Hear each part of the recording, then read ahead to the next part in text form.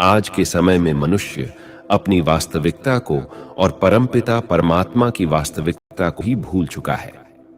परमात्मा ये सब जानते हैं कि आज मनुष्य कितना अति धर्म भ्रष्ट हो गया है, इसलिए समय समय पर मनुष्य को ज्ञान देते रहते हैं। जैसे श्रीमद् भगवद गीता में भगवान ने अर्जुन को भी योगी बनने की प्रेरणा दी थी, साथ ही काम को महाशत्रु कहकर उसे जीतने की प्रेरणा दी थी। आज दुनिया में सबसे भयानक बीमारी चल रही है, वह एड्स है, जिसका कोई इलाज नहीं है। तो यह समय हमें यह संकेत दे रहा है कि अगर आत्म संयम नहीं रखेंगे तो समय के शिकार बन जाएंगे। समय व्यक्ति के अस्तित्व को नष्ट कर देगा। इसलिए इस संसार के परिवर्तन की प्रक्रिया को समझते हुए अब से आत्म संयम को जीवन में अपनाना है। आज कोई इंसान किसी की रक्षा नहीं कर पाता और ना ही कर पाएगा। यह विकृति इंसान के दिमाग की है जो दिन प्रतिदिन बढ़ती जा रही है।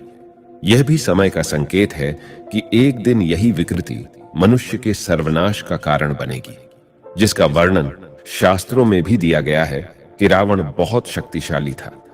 वह सीता जी को सम्मोहित करके ले आया, परंतु अपने महल में नहीं रख सका। अशोक वाटिका में रखना पड़ा। वह सीता जी को स्पर्श तक न कर सका। सीता जी के पास अपनी आत्मरक्षा के लिए सिर्फ एक शस्त्र था, घास का तिनका, जो उठाकर सीता जी ने बीच में रखा और रावण को चुनौती दी कि हे रावण, इस तिनके से आगे तूने एक कदम भी बढ़ाया तो जलकर भस्म हो जाएगा। रावण, जो किसी से कभी डरा नहीं, सीता जी की इस चुनौती से डर गया। सीता जी के पास आत्मरक्षा की ऐसी कौन सी शक्ति थी? यह शक्ति 14 साल के ब्रह्मचर्य व्रत की शक्ति और पवित्रता की शक्ति थी।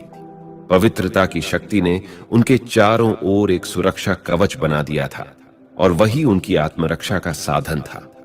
इसी प्रकार आने वाले समय में ऐसे अनेक रावण हो जाएंगे जो अनेकों को अपने विकृत मनोविकारों का शिकार बनाएंगे। ऐसे समय में ब्रह्मचर्य व्रत की शक्ति ही सुरक्षा कवच का कार्य करेगी और इससे आत्मरक्षा होगी। महाभारत का कारण भी द्रौपदी का वस्त्रहरण ही बना, जो कौरवों के सर्वनाश का कारण बना। आज की दुनिया में भी इसी वस्त्र हरण के कारण ही दुनिया का बेड़ा गर्क होता जा रहा है और यही संसार के सर्वनाश का कारण बनेगा। परमात्मा सर्वज्ञ होने के कारण जानते हैं कि आने वाले समय में नकारात्मक मनोवृत्ति एवं विकृत मनोदशा वाले अनेक हैवान चारों ओर मंडराएंगे और अनेक आत्माओं को अपनी हवस का शिकार बनाएंगे और कोई किसी की रक्षा नहीं कर पाएगा। ऐसे समय पर सुरक्षित रहने की विधि बताने परमात्मा इस धरा पर आते हैं और बताते हैं कि पवित्रता की शक्ति ही आत्मरक्षा का कवच बन सकती है। अतः आप स्वयं योगी बनो और पवित्र बनो, क्योंकि यही एक ऐसी शक्ति है जो आपको अधर्मियों से रक्षा करेगी। कई बार कई लोगों के मन में यह सवाल भी आता है कि ऐसे समय पर भगवान मदद क्यों नहीं करता।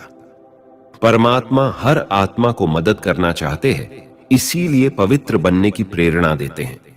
परंतु जिस तरह शेरनी का दूध सोने के बर्तन में ही ठहरता है, क्योंकि अगर कोई साधारण बर्तन में रखा जाए तो वह बर्तन फट जाता है, वह दूध इतना शक्तिशाली होता है। वैसे ही परमात्मा परम पवित्र है और सर्वशक्तिमान है, तो उसकी मदद को स्वीकार करने के लिए पवित्रता की पात्रता चाहिए।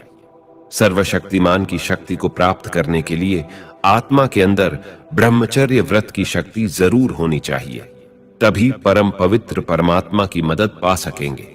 इसलिए परमात्मा इस अंतिम परिवर्तन के समय में पवित्र बनने के लिए कहते हैं।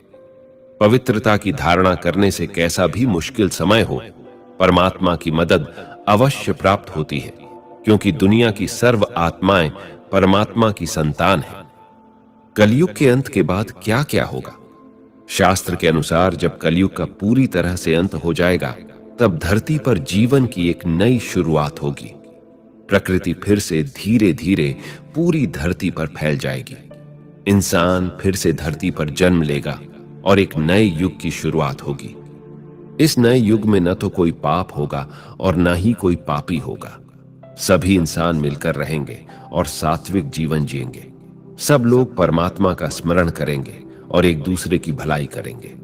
सतयुग की अवधि 17,28,000 वर्ष होगी और इस युग में मनुष्यों की आयु 4,000 से 10,000 वर्ष हो जाएगी। चारों तरफ धर्म का साम्राज्य बढ़ जाएगा और पृथ्वी पर एक बार फिर से धर्म का बोलबाला होगा।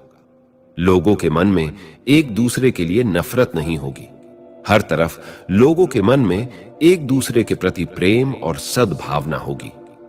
मानवता की पुनः स्थापना होगी और मनुष्य को परम ज्ञान की प्राप्ति होगी। इंसान भौतिक सुख की जगह मानसिक सुख पर ध्यान देंगे। इसके अलावा सतयुग में इंसान अपने तपोबल से ईश्वर की प्राप्ति कर सकेगा एवं भगवान से बात कर सकेगा। उस युग में मनुष्य का अपने शरीर पर पूर्ण नियंत्रण होगा तथा मनुष्य मात्र आत्मा के परमात्मा से मिलन से सुखी होगा। इसीलिए सतयुग को सृष्टि का स्वर्ण युग कहा जाता है।